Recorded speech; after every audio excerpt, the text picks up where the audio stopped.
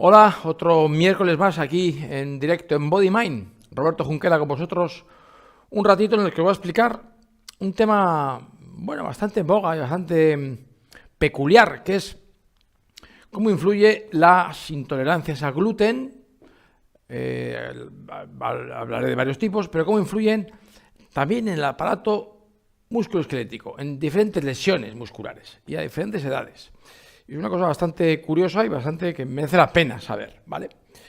Entonces, voy a hablaros de la celiaquía, pero también de la sensibilidad al gluten no celíaca, es decir, pacientes que no son celíacos como tal, no tienen una intolerancia grave al gluten, pero no lo toleran bien, ¿vale? No son celíacos, no lo toleran bien. Vamos a hablar de los dos problemas. Y luego, como esto tiene repercusión en la patología lumbar y zonas limítrofes con la zona lumbar o zonas relacionadas con la zona lumbar, ¿vale? En primer lugar, vamos a hablar de eso, de los cereales que provocan celiaquía, que luego veremos cuáles son. ¿Qué es la celiaquía? Es una enfermedad por atrofia de las vellosidades intestinales, secundaria a la reacción inflamatoria, como una reacción inmune mediada por anticuerpos, los IgA, que reaccionan contra el gluten. Es como una especie de alergia. Se considera más o menos que el 1% de la población puede ser celíaca, que no está mal, 1%, vale. Síntomas de la celiaquía, pues pueden ser múltiples. Al principio pueden ser diarreas, cursar o alternar diarreas con estreñimiento, siempre hay mucha sensación de gases, de hinchazón, dispepsia, es eso, digestión lenta, pesada. Se llama dispepsia funcional porque no hay nada que pueda ser demostrada en ningún desarreglo orgánico, pero el paciente nota siempre la sensación de lentecimiento de la digestión. Esto puede luego traer ardores de estómago, reflujo gastroesofágico, es decir, que las acidez suban hacia arriba, hacia el esófago. Y luego, al final, con el tiempo, esa alteración intestinal, esa reacción inflamatoria, secundariamente acaba generando que otros alimentos también te sienten mal. Cualquier alimento te puede sentar mal. Los más típicos, los lácteos, ¿vale? Bien, más síntomas de la celiaquía, pues dermatitis atópica puede estar relacionada con la celiaquía, dermatitis herpetiforme de Durin, es una dermatitis muy peculiar que te lo puede diagnosticar el dermatólogo. Luego es muy típico la gente con celiaquía, que no lo sabe, claro, y toma gluten, que tenga cefaleas, sensación de mareo, inestabilidad, con el tiempo anemia, porque el intestino absorbe mal el hierro, y como absorbe mal el hierro, pues al final, si esto se prolonga durante mucho tiempo, acaba con anemia. Muchas personas celíacas y que no lo saben y no están diagnosticados y por tanto toman gluten, pues acaban teniendo déficit de muchas vitaminas y minerales, y de vitamina D, y todas estas cosas pueden conllevar al final una infertilidad. Vale. Más o menos el 5% de las celiaquías acaban en diabetes tipo 1, es decir, una diabetes que no es de nacimiento, sino es de desgaste, de cansancio, de agotamiento del páncreas. Un porcentaje amplio de los celíacos acaban siendo o gente muy delgada, desnutrida o obesos. Personas con trastorno del sueño también, evidentemente el trastorno del sueño puede estar vinculado a muchas cosas, pero el celíaco puede tener trastorno del sueño. Y en algunos casos hay evidencia clínica de déficit de atención, hay síndrome de ansiedad, incluso con el tiempo depresión. Vale. Diagnóstico. Lo normal sería hacer en primer lugar un análisis de sangre. Y suele haber una presencia anormalmente alta de unas enzimas que es la antitransglutaminasa. Si esta prueba es negativa, no quiere decir que no tenga, que no haya una sensibilidad al gluten. Pero si los síntomas persisten, habría que hacer otra prueba que es un marcador genético, que es un HLA. Es un marcador que indicaría que genéticamente estás predispuesto a no tolerar el gluten. Vale. En cambio, luego tenemos la sensibilidad al gluten no celíaca. No he dicho antes, también la celiaquía se suele también terminar de diagnosticar haciendo una biopsia de las vellosidades intestinales, porque ahí sale que hay una atrofia que es peculiar de la intolerancia al gluten. Pero luego tenemos, que es lo que más me interesa a mí, que es la sensibilidad, y luego diré por qué, pero me interesa más la sensibilidad al gluten no celíaca, es decir, la gente que no tolera bien el gluten, no lo digieren bien, y luego diremos por qué motivos. No son celíacos, no llegan a ser un celíaco completo, no tienen una atrofia intestinal como el celíaco, no es un problema tan grave, pero desencadena muchos problemas. Y sobre todo son estas sensibilidades al gluten no celíaca las que dan más patología musculoesquelética, problemas de lumbares, como luego explicaré. El celíaco genera problemas más graves, pero como pasa muchas veces en las disfunciones viscerales, los problemas viscerales muy graves, muy alterados, no se expresan en la espalda. En cambio, los problemas intermedios, irritativos, en este caso la inflamación intestinal, eso sí va se refleja de forma da más avisos a través del sistema musculoesquelético. Entonces esto pasa mucho con la sensibilidad al gluten, que genera mucho problema lumbar. En cambio la celiaquía, más grave, da otros muchos problemas, pero no tanto a nivel lumbar. Vale. El diagnóstico no es muy reciente. El diagnóstico de la celiaquía, se ha empezado a hablar de la celiaquía hace 30 años y no mucho más. Y menos aún reconocer que una persona no es celíaca, pero es intolerante al gluten. Esto, diríamos, esta sensibilidad al gluten no celíaca viene de hace escasamente poco más de una década. Porque los síntomas digestivos son muy similares: hinchazón, estreñimiento, diarreas, gases, ardor, estómago. Normalmente no da luego tantos problemas como da celiaquía, de cefaleas, de anemias, pero sí sobre todo problemas digestivos muy similares. Y sobre todo lo que es relevante es que afecta entre el 6 y el 10% de la población. O sea, puede ser que un 10% de la población, 10 de cada 100, tengan una intolerancia al gluten no celíaca, que lo toleren mal, que les genere problemas digestivos y consecuencias en la espalda. Lo peor aún, que no lo sepan y que sigan tomando cereales con gluten. Esto es un problema entonces mucho más habitual. Esto sí que nos empieza a importar más porque es mucho porcentaje de la población. Cereales que tienen gluten: trigo, centeno, cebada, avena, en menor grado el espelta o camut. Sobre todo el consumo habitual es el del trigo. Este sí que, porque el pan de centeno hay que ir a buscarlo, o sea, no es una cosa habitual. La cebada la vas a encontrar básicamente en la cerveza. Y no es problema tampoco, porque hay cervezas sin gluten que no varían el sabor y que están muy buenas a quien le gusta la cerveza. Entonces, en el celíaco grave no tomará tampoco espelta ni camut, pero en el intolerante al gluten yo sí suelo permitir el consumo de harina de espelta y de camut. Sobre todo la espelta, que es lo que se puede encontrar más habitualmente, incluso la avena. Sobre todo restringo el trigo, centeno, cebada, básicamente el trigo, que es lo que sí encontramos en casi todas las harinas, a nada que nos descuidemos. Cereales con gluten son un alimento controvertido. Tiene muchas ventajas. Es un alimento muy completo.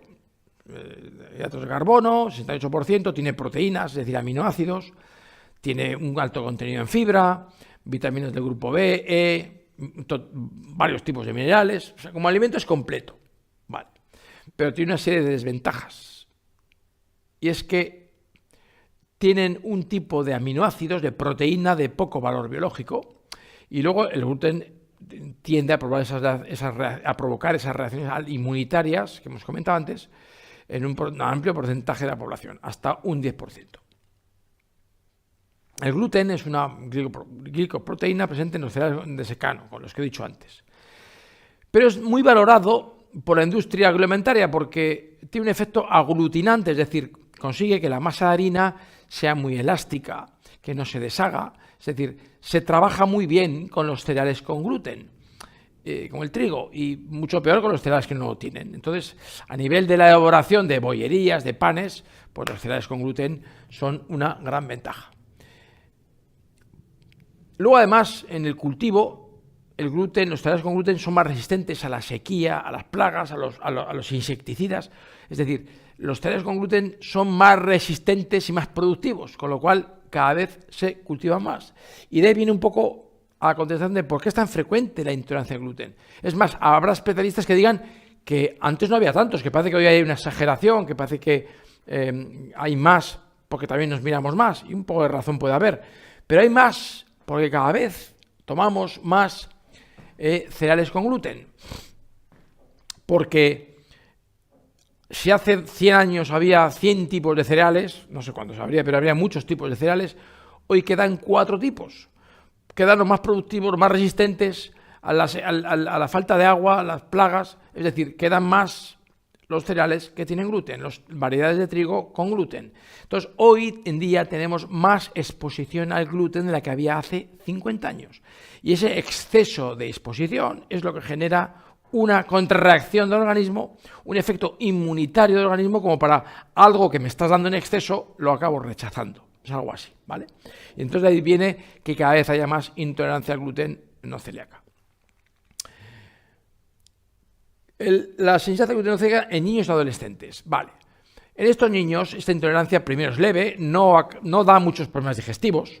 El niño no nota generalmente que le siente mal la pasta de trigo, los espaguetis y el pan. Pero se manifiesta más a través de los reflejos del intestino, que no da mucha señal, pero ya está irritado y genera problemas de reflejos en la espalda. Y va a dar dolor lumbar, por ejemplo, en adolescentes que juegan al fútbol, en los giros, en los movimientos agresivos. Hay una tendencia a la inestabilidad lumbar, sobre todo de la cuarta lumbar, especialmente en la derecha, lo cual va a provocar dolores lumbares derechos.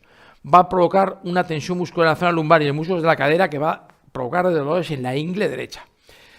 He visto niños que, de hecho, su único síntoma de irritación intestinal por intolerancia al gluten era tensión en el tensor de la fascia lata derecha, en el tendinitis rotuliana o en el bíceps femoral.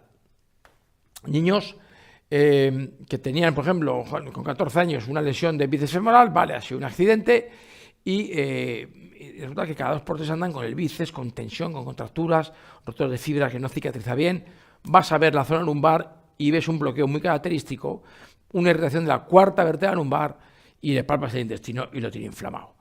Y la última prueba que hay que hacer en este sujeto de 14-15 años es hacer la prueba a retirarle el gluten. Y es asombroso como en 15-20 días, un mes, el intestino se desinflama, la palpación deja de ser dolorosa, la palpación en esa zona del intestino delgado, que es en la zona pegada a la cadera derecha, y está al final del intestino delgado, y la mejoría de la patología musculoesquelética pues mejora de forma asombrosa.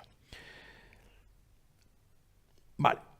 En adultos, ahí empieza a haber más problemas digestivos, que el paciente a veces no identifica, pues piensa que es porque le sienta mal la comida, porque tiene gases, porque su sistema digestivo, porque el médico le dice que tiene dispepsia funcional y te tomas algo para los gases y no lo relacionan con ese alimento, porque no es inmediato tomar algo y notar mala. A veces uno ha podido tomar poco gluten ese día, pero el intestino lo tiene ya irritado y está siempre dando síntomas. Entonces no hay una correlación causa-efecto inmediata y que el paciente lo identifique fácilmente. Pero a veces su intestino habla a través de la zona lumbar. Y como he dicho antes, facilita una inestabilidad lumbar, sobre todo entre la cuarta y quinta vértebra lumbares, que facilitará que el cuarto disco esté comprimido, especialmente dando síntomas al lado derecho. Con lo cual podrá dar con el tiempo, pues ante un esfuerzo pequeño que ha hecho, ante una mínima maniobra de esfuerzo, le haga una ciática que tarde mucho en curar. Ciática siempre a la pierna derecha. Entonces, como te digo, esta alteración de la espalda, producto de la irritación intestinal, producto del gluten, tiene una exploración muy peculiar. La cadera derecha es más alta que la izquierda, tanto sentado como de pie. Tumbado en una camilla, la pierna derecha parece más larga y está abierta hacia afuera. O sea, hay toda una exploración larga de explicar, además de la palpación del intestino, que nos invita a pensar que el problema de espalda es de origen intestinal. Luego hay que ver si ese problema intestinal viene del gluten o de otros problemas alimentarios, ¿vale? El gluten es importante, pero no es el único problema que puede tener el intestino. Vale. Ahí veremos la zona que se suele bloquear y que da reflejo nuevamente al lado derecho, ¿vale? Diferentes problemas, ¿eh? Te he hablado de la hernia discal, pero puede ser sacroiliitis derecha, síndrome piramidal derecho, tensiones en la fascia lata rodeada del corredor, lesiones del bíceps femoral, dolores en la ingle. La verdad que la cantidad de problemas que puede provocar el intestino son grandes y como digo, frecuentemente consecuencia del gluten. Tratamiento, quitar el gluten. Tan sencillo y tan fácil como eso. Reducir el gluten o quitarlo. Yo les propongo a los pacientes quitarlo del todo. Ser drásticos un mes para ver si hay cambio. Y si hay cambio, y lo único que hemos hecho es quitar el gluten, pues está claro que hay una relación entre el intestino y el gluten. No está mal en ese cambio reducir también el azúcar, en general alimentarte mejor, con más verdura, pero en principio hago hincapié sobre todo en eliminar el gluten de forma drástica para comprobar que hay esa correlación entre gluten, inflamación intestinal y dolor lumbar. Habrá gente que se esté preguntando, porque me preguntan, o algunos de vosotros estáis preguntando ahora en el chat, si yo no he cambiado mi dieta, yo como lo mismo que siempre, ¿por qué ahora tengo dolor en la zona lumbar? Del gluten no va a ser porque es como lo mismo que antes. Pues pasa a veces, primero que hay un efecto acumulativo, como he dicho antes. Uno a lo mejor con una cantidad de gluten concreta aguanta un tiempo, pero cuanto más tiempo lleve tomando ese alimento, o incluso lo haya aumentado, desencadena una intolerancia, vaya desarrollando esa intolerancia al gluten, ¿vale? Pero puede haber otro factor que es el estrés. Y todas las intolerancias se pueden ver incrementadas por el estrés. Entonces es posible que tú estés tomando la misma cantidad de gluten que antes, pero que tu aumento de intolerancia esté potenciado por una circunstancia paralela de que llevas unos meses con mucha tensión nerviosa. Y la tensión nerviosa dificulta la digestión. Y la tensión nerviosa aumenta las reacciones autoinmunitarias de rechazo, de alergia. No de alergia, sino de intolerancia. Y tomando la misma cantidad de gluten, ahora te sientes peor. O sea que el factor estrés es muy importante.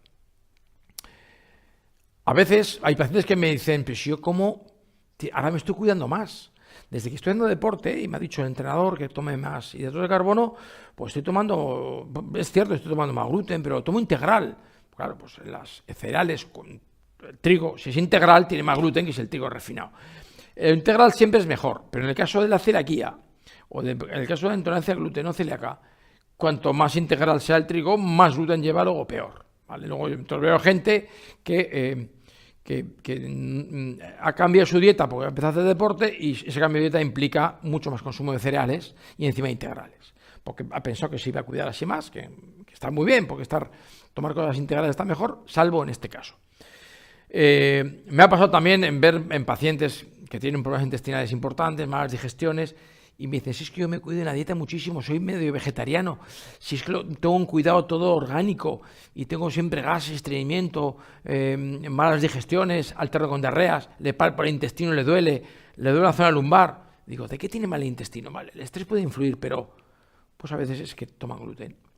Tienen una dieta muy equilibrada, pero toman gluten y a veces de forma integral. Tener ojo con esto. Y luego habla gente que me dice, pero es que mi lumbago no. Gente que viene a consulta y dice, mi lumbago no tiene nada que ver con el gluten ni con el intestino, porque a mí fue a coger un peso y me quedé clavado, o fui a hice un gesto. Evidentemente siempre hay un desencadenante que te facilita, es como la gota que coma el vaso. Claro que tiene que haber una última gota de comer el vaso, pero lo que me importa a mí en estos casos es de qué se ha llenado el vaso. Esa última gota no es más que el último empujón. Si yo tengo un vasito de agua al borde de una estantería, si lo dejo a punto de caerse, no le da falta más que un pequeño soplo de aire para que caiga. Claro, pensarás que lo ha tirado al aire, pero lo ha tirado el que ha dejado ese vaso al borde del precipicio, ¿vale? Entonces, esto pasa con muchos problemas lumbares que se desencadenan a coger un pequeño peso. Fui a coger a mi hijo que pesa 5 kilos de la cuna y me da un lumbago. Eso no quiere decir que la causa sea el coger el peso. Ese es el desencadenante. A veces la espalda estaba ya inestable, lo que llamamos los fisios, estaba facilitada, estaba a falta de un empujoncito para ese lumbago. Y a veces ese empujoncito es una irritación intestinal, un poco por estrés y un poco por una intolerancia al gluten no diagnosticada, no comprobada, que te da problemas digestivos que no los atribuyes a nada, más que a que te sienta mal todo, y el problema es el gluten. O sea que, ojo con, porque me ha dado no sé qué tirón con un esfuerzo, atribuirlo todo a ese pequeño esfuerzo. A veces había factores previos que lo estaban poniéndose en bandeja, te lo estaban poniendo fácil, y al mínimo gesto que no debiera de provocarte un dolor, un lumbago, te lo provoca, un lumbago o una ciática. Ciáticas derechas, siempre los problemas del gluten, si en la espalda, van a provocarlo en el lado derecho, ¿vale? Evidentemente hay otras muchas causas que dan dolor de espalda. Hoy me he centrado en los problemas lumbares y derivados, piramidal, trocanteritis, tensión de fascia lata, dolores en la ingle, en los niños muy frecuente, roturas de fibras en el bíceps femoral, en deportes de intensidad, o roturas de fibras que, se atribuimos a un sprint jugando al fútbol, pero que luego no cura bien esa rotura de fibras, o al de unos meses vuelve a aparecer, la tratas bien y vuelve a aparecer, y tengo siempre esa zona contracturada. hay que mirar el intestino, y una de las posibilidades de la inflamación de este intestino delgado es la intolerancia al gluten o la sensibilidad al gluten no celíaca. Bueno, acabamos hoy con esta charla, espero que os haya interesado, es un tema muy peculiar, seguramente casi todos desconocíais. Los conoce casi la mayoría de fisioterapeutas, seguramente no han ido a hablar de esto, y sin embargo hay que tenerlo en cuenta porque no es un problema que sea infrecuente precisamente. Estamos hablando del 10% de la población pueden tener una sensibilidad al gluten no celíaca, ¿eh? Y estamos hablando entonces de muchos millones de personas. Tenerlo en cuenta, sacar vuestras conclusiones, y nos vemos aquí el otros miércoles en Body Mind. Esperemos que con temas que también sean de vuestro interés. Hasta entonces.